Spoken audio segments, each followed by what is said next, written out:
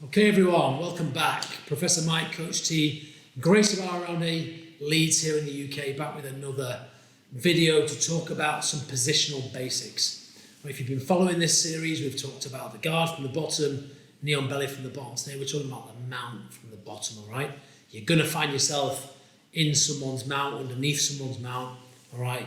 You've got to deal with it, because if you don't, the situation is only going to get worse. All right, so let's just talk about that real quick. In sport jiu-jitsu, we can sometimes get a little bit complacent, a little bit lazy. There's no strikes, I can tap, it's no problem. All right, that's a great attitude, and we encourage that in our academy. All right, tap a lot, no problem, no one gets hurt. The problem with that attitude outside of the academy is that it will land you in a lot of trouble. All right, if someone mounts you in the street or in a combative situation, it can be life-threatening. And if you can't get out of that mount, it really is life-threatening. Okay, so we know the power of the mount from a jiu-jitsu perspective, right? We know how strong it can be. We know how controlling it can be. If you're on the bottom, you must do whatever you can to get out. It's not a place to hang out, all right? It's a place to try and escape from. And that's what you need to think, okay? Someone's mounted me. I don't start to relax. I start to use energy and I start to get out, all right? In jiu-jitsu competition, you've got to hold the position for 3 seconds for a reason, all right? I've got to escape that position within 3 seconds. If not, my opponent's getting points, all right? So, the best time to escape the mount is as soon as the person mounts me. The split second that they mount, I will try and escape, all right? And fingers crossed, we can get back to a good guard position, half guard, closed guard, open guard, whatever you want to get to, all right? That means that I'm not in mount anymore. What we don't do when our opponent comes to mount, is accept the position. And I see a lot of people just give up. Oh, he's got the mount, it's over. No, this is the time you start to work, all right? Because you have to be in that mindset. And if I don't work now, it's only going to get worse. All right, so remember that.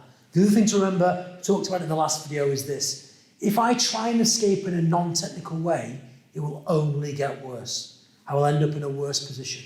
So even though you're under pressure at this point, and even though the situation has gone wrong, and you messed up a long time ago for them to get to the mount, there's something you did that wasn't quite right a while back, which landed them here, or maybe they were just too good. You must maintain your technical ability from here. All right, it's vitally important. Let's just move a little bit down there, please, Coach T, just so we can get fully free. Okay, so let's talk about the mount. Okay, 2 kinds of types of mount, really. Lots of different ones, technical mount, S mount. We're going to talk about the full mount today.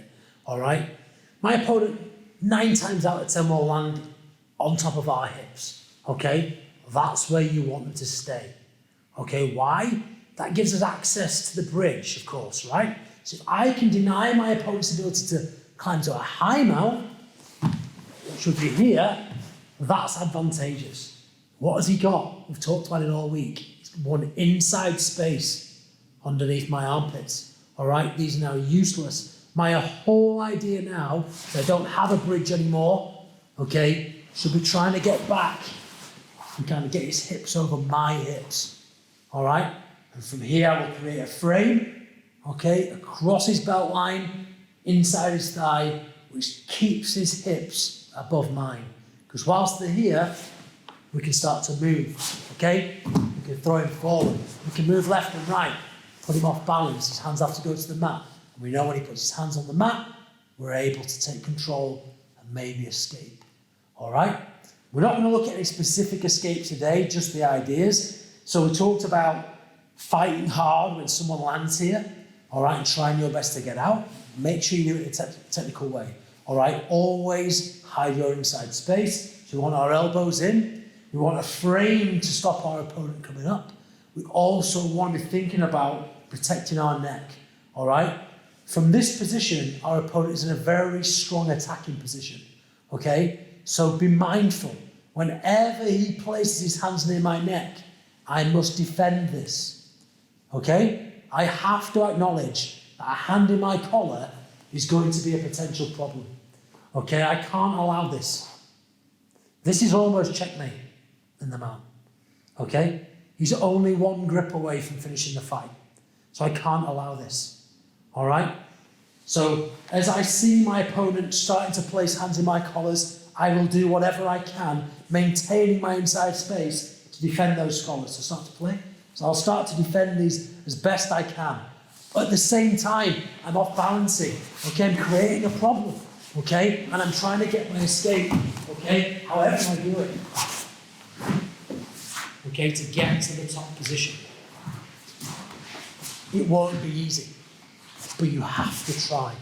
You have to keep moving, and you have to keep fighting. Don't accept this position because you are in danger. Okay, so we talked about that technical stuff. We talked about staying tight. We talked about keeping our opponent low on our hips. Those are the really kind of critical things to really understand, okay? Make sure you have bent knees, all right? We don't want to be flat like a pancake, okay? And play this position often, all right? That's what I would say just to finish this video. Play this position often. Start your rolls from this position. Give yourself maximum time, specific training in this position. Give yourself the maximum time possible to get comfortable fighting out of this position. Notice, not comfortable hanging out in this position, comfortable getting out of this position. All right? So remember, elbows in, chin tucked, block the hip, actively try to escape the whole time. Okay, moving around. Okay, you need good hip escape from here. You need good guard retention from here. We've got to get out of the mount. Okay, it's not a place to hang out and have fun. It's a place to fight from. To get back to a better position. All right, guys. Hope you enjoyed the video. Some ideas for you there. We'll see you all soon. Take care.